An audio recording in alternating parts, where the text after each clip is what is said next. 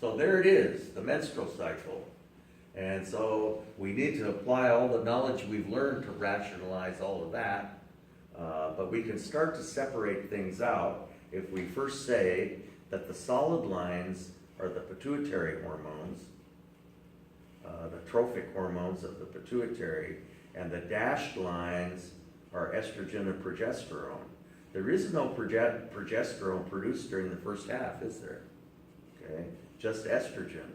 We have slowly rising estrogen levels. Remember, slowly rising estrogen levels cause FSH levels to drop. So that's what's happening there. Rapidly rising estrogen levels cause the LH surge. The LH surge causes ovulation. The ruptured follicle becomes the corpus luteum, which then starts to secrete estrogen and progesterone. Combined levels of both estrogen and progesterone tell the pituitary gland to quit making its hormones. So levels of the pituitary hormones drop to their monthly low, right in the middle of the luteal or secretory phase. Okay. So here's what's happening with the pituitary. The beginning of the month, FSH levels are high, and then they drop off due to slowly rising estrogen levels. Rapidly rising estrogen levels cause the LH surge. Then high levels of both estrogen and progesterone tell the pituitary to shut off, and so levels of pituitary hormones drop to their lowest over here. But at the beginning, we have 50 new primordial follicles are selected every month. So you have all different stages of follicular development in that one ovary. So here's estrogen as slowly rising levels and rapidly rising levels, and then right at the time of ovulation drops off but then comes back up. Estrogen has a self-stimulating effect on the maturing follicles. So estrogen causes the follicles to secrete more estrogen. Okay? So as follicles continue to mature, estrogen levels rise more rapidly, finally resulting in the LH surge, which causes ovulation. Okay? And the ruptured follicle becomes the corpus luteum, which for 14 days secretes high levels of estrogen and progesterone, but then when it degenerates, estrogen and progesterone are shut off, and that gives rise to menstruation, which starts a whole new menstrual cycle. Okay. Rapidly rising estrogen levels induce the LH surge, which causes ovulation of the most mature follicle. Okay. So the most mature follicle is ovulated. Undoubtedly the pivotal event, although implantation is, of course, this is the pivotal event of the menstrual cycle. Implantation is another pivotal event.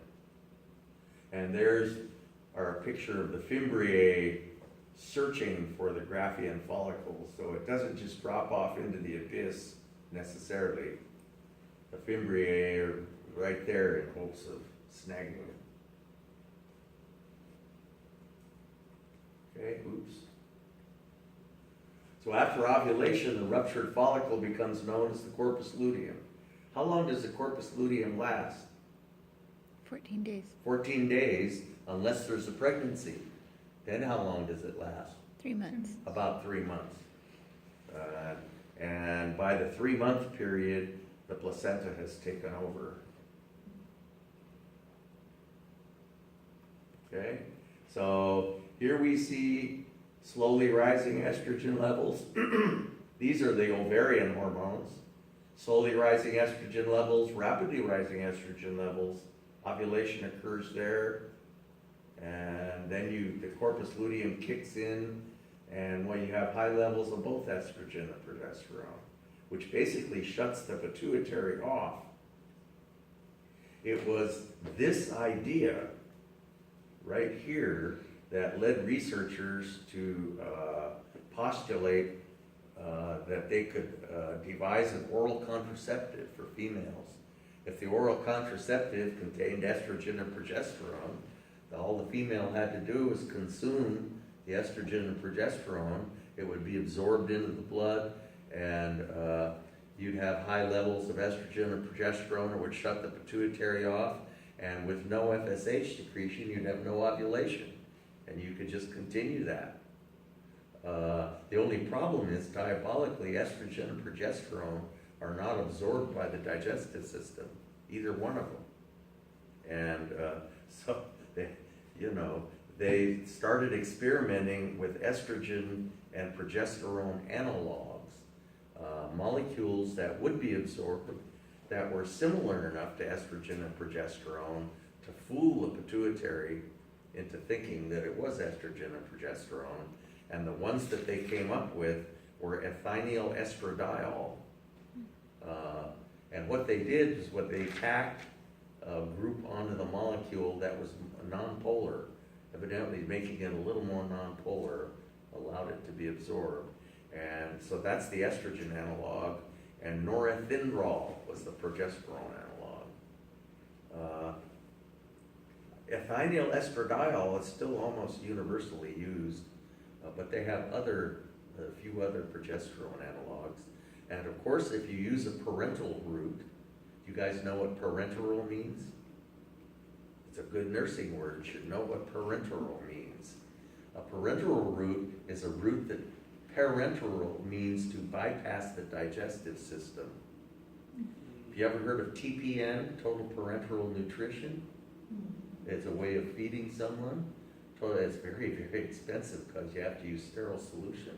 It has to be tailor-made to the patient. But total parenteral nutrition is given IV. Could be a suppository, is parenteral. Anything that bypasses the digestive system. Then you don't have to worry about the absorption.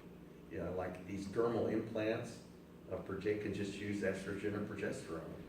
Or injections of estrogen and progesterone. Any of those are parenteral routes. That's a really good word that you guys should know. Okay, parenteral.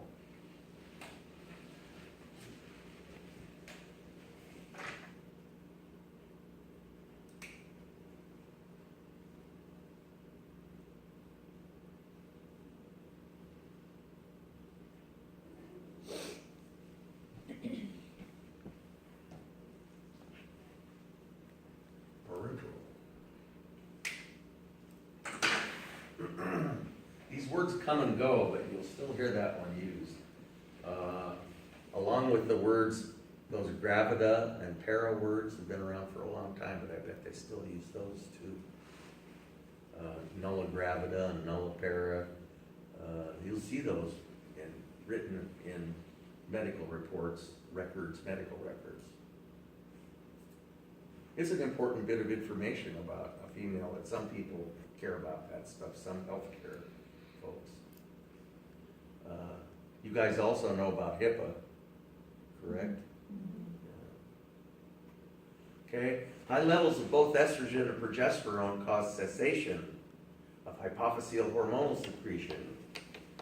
Okay, and that's what led researchers to postulate the use of oral contraceptives. Okay, so we use not estrogen and progesterone themselves, but analogs, synthetic drug analogs. And anytime you use analogs, and they used to use larger amounts. They discovered that they could get away with smaller amounts, so you're not seeing as many side effects from oral contraceptives as you used to. And there are those other methods of implantation and all sorts of new things out that you can actually use estrogen and progesterone themselves. Okay. So high High levels of estrogen and progesterone shut off FSH secretion. No FSH, no ovulation. There, there's no more maturation. Maturation of follicles essentially is arrested, sort of frozen.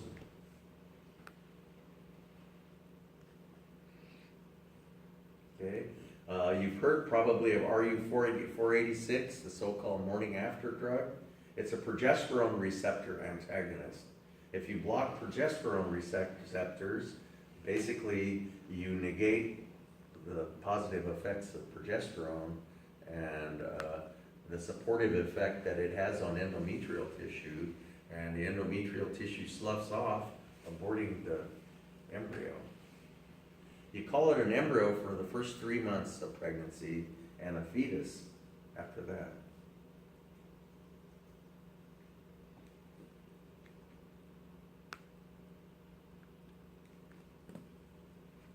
So the absence of a pregnancy, estrogen and progesterone secretion ceases after 14 days.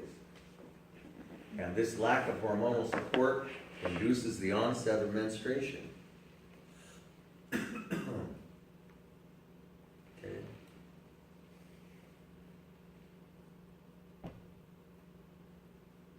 So there we have, okay, this is LH and FSH. And when you have high levels of estrogen and progesterone, you have low levels of FSH and LH. And you see the units that they use here. If you're getting estrogen or progesterone, they actually use international units for the amounts in the blood are so low that they can't get they use international units whenever they can't get a handle on what they've really got. Here they can actually still say that it's nanograms, which is a billionth of a gram, nanograms per milliliter, and picogram is a trillionth of a gram. So those are the kinds of units that are used to express these hormone levels, incredibly biologically active substances.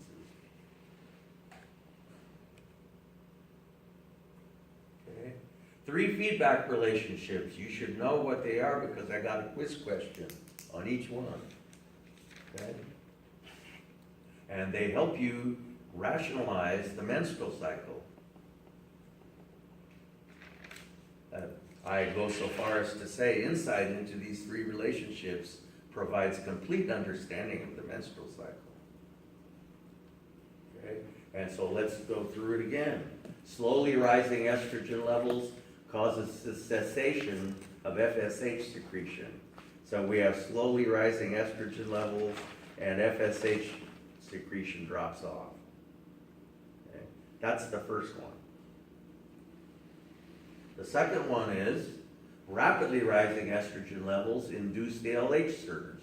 So here you have rapidly rising estrogen levels, and there's the LH surge. The LH surge causes ovulation, and the ruptured follicle becomes the corpus luteum, which makes estrogen and progesterone. So the third feedback relationship is high levels of both estrogen and progesterone shut off the pituitary so that the pituitary hormones drop to a very low level. And of course, a continued low level of these pituitary hormones like this would negate the possibility of pregnancy, wouldn't it? So we can use those 3 statements to rationalize this seeming mess that isn't really a mess at all. Remembering that the solid lines are pituitary hormones and the dashed lines are ovarian hormones. Okay, so you should be familiar with the naming of the various parts of the menstrual cycle. First 5 days is, everyone calls it the menstrual phase. But then you could call the next part, if you're referring to the ovary, you might call it the follicular part. Okay? And you might call the next part the luteal part, because of the corpus luteum. But if you're referring to the endometrium, you might call the last part the proliferative phase, where, this is the last part. You'd call it the secretory. Let me go through all that again. So the first 5 days is the menstrual phase. From day 5 to ovulation, if you're referring to the ovary, you would call it follicular. The next part that goes clear to the end of the menstrual cycle, if you're referring to the ovary, you would call it luteal. Because of course, the corpus luteum is a part of the ovary. So follicular and luteal refer to the ovary. Proliferative and secretory refer to the endometrium, which in the earlier part is proliferating under the influence of estrogen, and later on is secreting under the influence of progesterone. Okay? So we have the proliferative phase, if you're referring to the endometrium, and the secretory phase. And the first part is called the menstrual phase.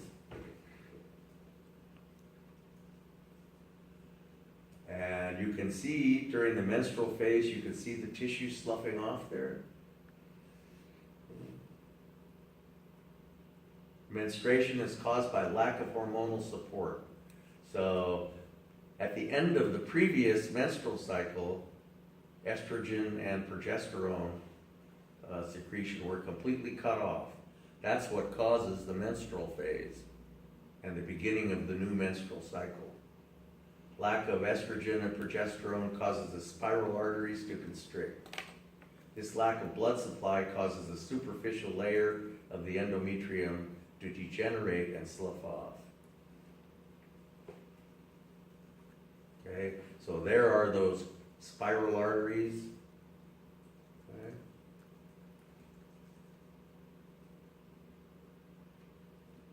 And there you can see when the spiral arteries are cut off, you can see the tissue getting ready to detach there, can't you?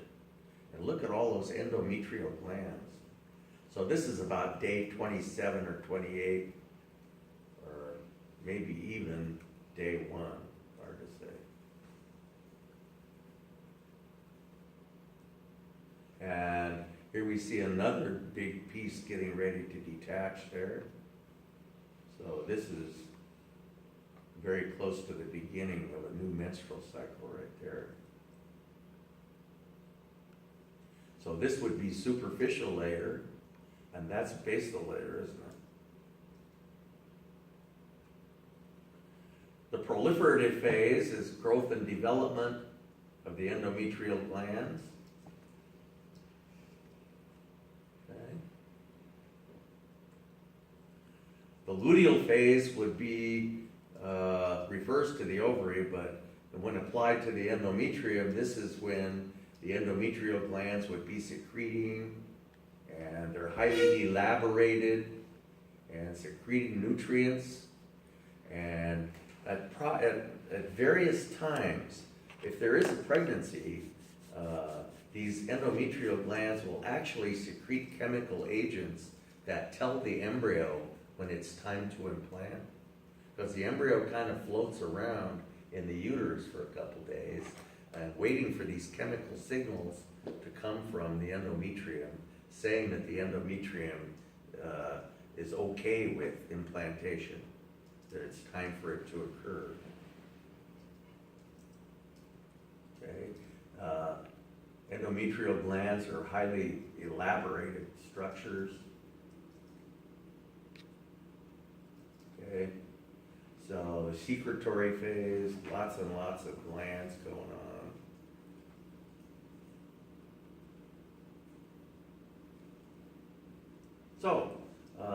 So much for the menstrual cycle. A little bit about the vagina, the female copulatory organ.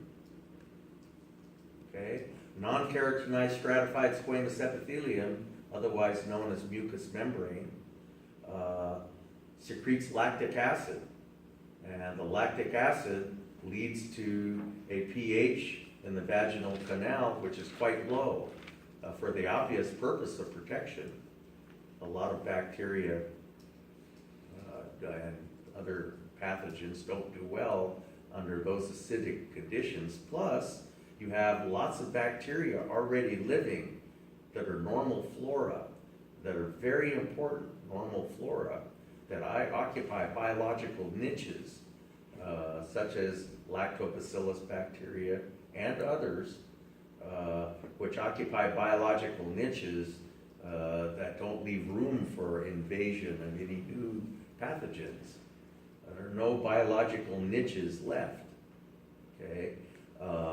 People have discovered when they take broad-spectrum antibiotics that wipe out their vaginal flora, that all of a sudden they develop Candida albicans and other opportunistic pathogens, sensing all of those available niches, come in and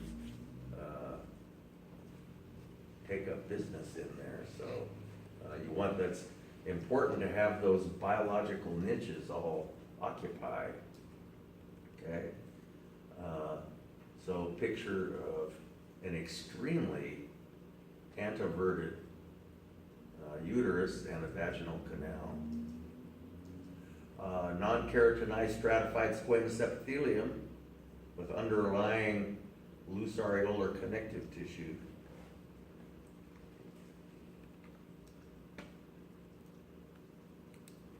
Okay. Temperature fluctuations during the menstrual cycle should probably be mentioned. People have used these temperature, or tried to use temperature fluctuations as a way of achieving conception or avoiding it.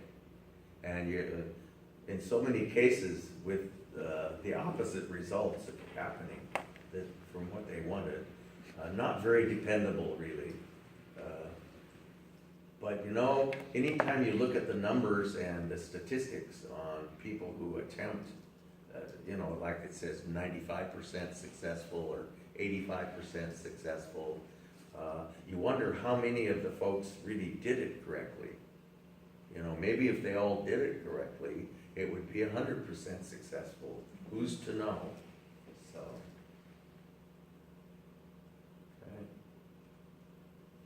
okay. And, you know, a little bit about female pathology, cervical cancer, the screening, the various screening things that you do are all important, especially for younger females. On into the 60s are the big cancer years, so really into the 60s probably. And you don't want to get one of those, class 5 pap smear. And what happens with endometriosis is during menstruation, the endometrium sloughs off and hopefully passes out the vaginal canal. If any of it passes out the other end into the abdominal region or even into the tubes, then at the beginning of every menstrual cycle, when estrogen level starts to rise, that tissue, wherever it is, either in the abdominal cavity or the tubes, will start to grow a little bit more, just like a tumor. So at the first half of the menstrual cycle, really during most of the menstrual cycle, it'll grow. And so it'll get larger and larger, and surgical intervention is sometimes called for. You hate to see that happen in the tubes if a person wants to have any more children, but it can occur in the abdominal cavity as well. So and very painful. Burn it off. Yeah. They burn it off these days out of the tubes? Yeah. She Oh, had, really? Yeah, she had it. They, what's it called? When you like fry the tissue. Total mind blank. Uh-huh. The way they went in and off of one of her ovaries, it was attached to her bowels actually too. So they separated Wow. it and burned off all the tissue. Uh-huh. Yeah, one thing about gonads is you always have two of them, so. Cauterized. There we go. Cauterized, That's what I was yeah, saying. right, I'm like cauterized. burning of tissue. Yeah, well, Yeah. I have this, go through the same kind of Yeah. senior moment, yeah. Okay, and there's a pretty extreme endometriosis there. Ultrasounds, they're getting a lot better with ultrasounds, that's a pretty old one. Of course, everybody's concerned about breast cancer. The mortality rates are lowering on breast cancer. I've told you guys before, this is not what a mammogram looks like. They're not that easy to read. And that certainly is not how a malignancy shows up. They're real hard to see. I took a 10-week class in mammography, and those things are hard to read. It's no wonder there's so many false positives. But anyway, basically, this is just the first step in the screening process, and then they send you to get an ultrasound. And typically only about 1 in 5. Used to be the second step was to get a biopsy. And boy, don't ever let anyone talk you into that. Only about 1 in 5 positive mammograms turns out to be malignant. Okay, there's the ultrasound of a benign, there's right breast, sagittal, and that's what a cyst looks like in ultrasound. This is fairly recent. Another one. So, and metastatic growths are much more irregular in their shape. They're not nice and round like that. Of course, you know I love MRI, but it's really expensive to get an MRI done on the breast, but they actually have a breast coil. And you get beautiful images with no compression that you have to go through. $2,000 later. Oh, I was gonna say, Yeah. how come they don't do that more often? Yeah. That's probably Yeah. why. And your insurance won't pay for it, probably at all. But you see the nice images you get, fibrocystic disease. Here's what, this is actually a mammogram, and they're not that easy to read even. You know, they've done something to enhance that one. These are MRIs of the same type of growth, and you see this one is rather irregular, and there's what they took out, and almost certainly cancerous growth there. So, and radical mastectomies are hardly ever done anymore. If a person pays attention, like most people do, they don't have to do that. And that's all I have.